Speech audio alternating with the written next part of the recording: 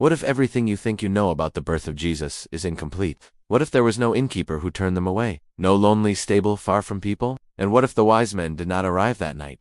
What if the real story is far more human, far more dangerous, and far more powerful than the version we grew up with? This is not a legend. This is not a Christmas postcard. This is the true story of Joseph, of Mary, and of a child born into silence who would change history forever. Let's start by setting the scene. It's the late 1st century BCE. The Roman Empire has its iron grip on Judea. A decree goes out from Caesar Augustus that all the world should be registered for a young carpenter named Joseph and his betrothed, Mary, who is pregnant. This decree is a life-altering command. They must travel from their home in Nazareth, in the northern region of Galilee, all the way south to Bethlehem in Judea. Why Bethlehem?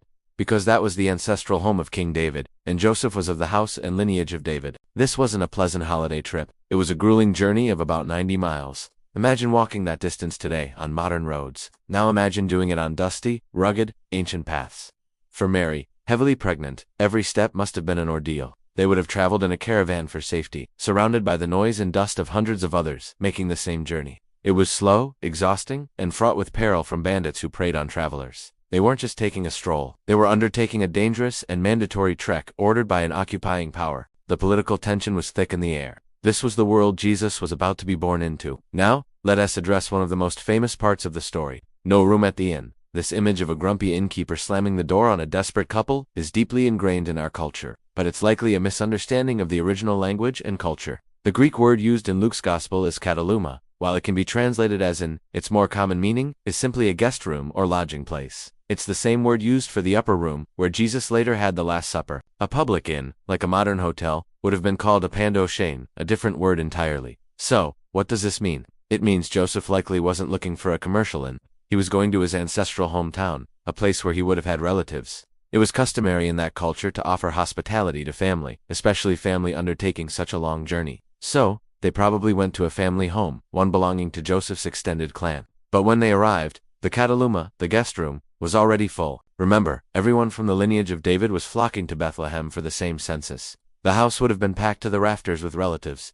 It wasn't a heartless rejection from a stranger. It was a practical problem of overcrowding among family. So where did they go? Not to a wooden barn out in a field like we see in nativity plays. The typical Judean family home of that time was often built into the side of a hill, with the lower level carved out of limestone. This lower level was where the family's most valuable animals, a donkey, a few sheep, maybe an ox, were brought in at night. It kept them safe from thieves in the cold. It was part of the main house, not a separate structure. So, when the guest room upstairs was full, the most logical, private, and warm place for Mary to give birth was in this lower-level family space, among the animals. It was humble, yes, but it was also within the family home, surrounded by the support and presence of relatives, not in cold isolation, and the manger. That wasn't a quaint wooden cradle. It was a stone feeding trough, carved into the floor or wall of that lower level. It was heavy, immovable, and practical. Placing the newborn Jesus in this stone trough, wrapped in swaddling cloths, was a resourceful solution in a crowded family home.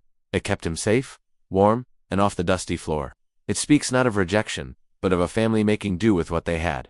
In a moment of profound and unexpected beauty, the King of Kings, born not in a palace, but in the humblest part of a family home, in a space shared with animals, laid in a feeding trough. The symbolism is overwhelming. Now let's talk about the first visitors. The story tells us shepherds were watching their flocks by night when an angel appeared. This wasn't just a random detail. Shepherds in that society were considered social outcasts. They were often viewed as unclean and untrustworthy. Yet they are the ones who receive the first birth announcement. The angel tells them not to be afraid, bringing good news of great joy for all the people. A Savior has been born in the city of David. The sign for them would be a baby wrapped in cloths and lying in a manger. Think about the significance of this.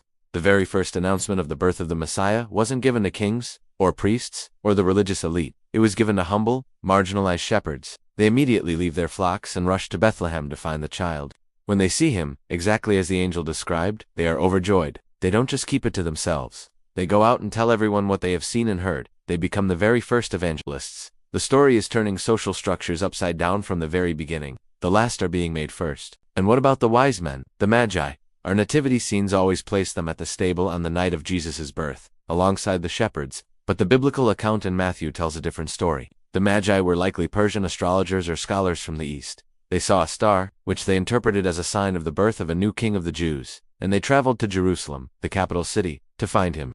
This journey would have taken months, perhaps even up to 2 years. When they arrived in Jerusalem, they went to the one person they thought would know about a new king, the current king, Herod the Great. This was a catastrophically dangerous move. Herod was a paranoid, ruthless tyrant who had already murdered members of his own family to protect his throne. The news of a potential rival king born in his territory terrified him. He secretly met with the Magi, trying to pinpoint the exact time the star had appeared. He then sent them to Bethlehem with a sinister instruction: "Go and search diligently for the child, and when you have found him, bring me word, that I too may come and worship him." Of course, his intention was not to worship, but to eliminate this threat. The Magi followed the star from Jerusalem to the very house where the child was.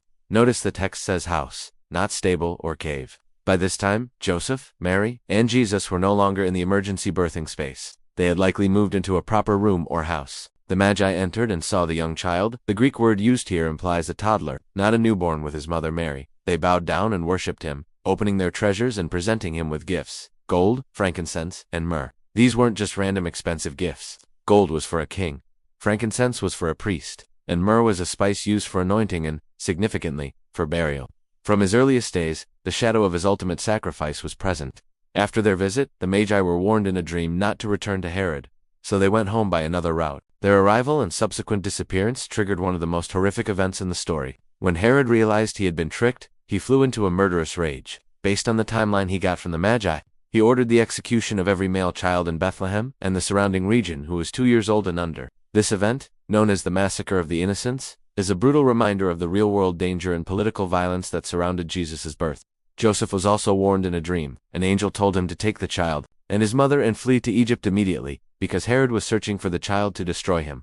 Once again, this young family became refugees. They had to escape in the middle of the night, leaving everything behind, to travel to a foreign land to save their son's life. They stayed in Egypt until Herod died, only then returning to Israel. But even then, they couldn't go back to Bethlehem in Judea because Herod's equally ruthless son was now ruling there. So they settled back in their old town of Nazareth in Galilee. This is the story. It's not a sanitized, peaceful Christmas card. It's a story of political oppression, a grueling journey, a birth in humbled, crowded conditions. It's a story of social outcasts being the first to receive the good news. It's a story of foreign scholars recognizing a king when his own people didn't. And it's a story of intense danger, of a paranoid tyrant, a massacre of children, and a desperate flight to become refugees in another country. It is far more dramatic, gritty, and profoundly human than the simple manger scene we often imagine. It shows a God who enters into our messy, dangerous, and complicated world, not from a distance, but right in the middle of it all. This is the powerful, true story of how it all began.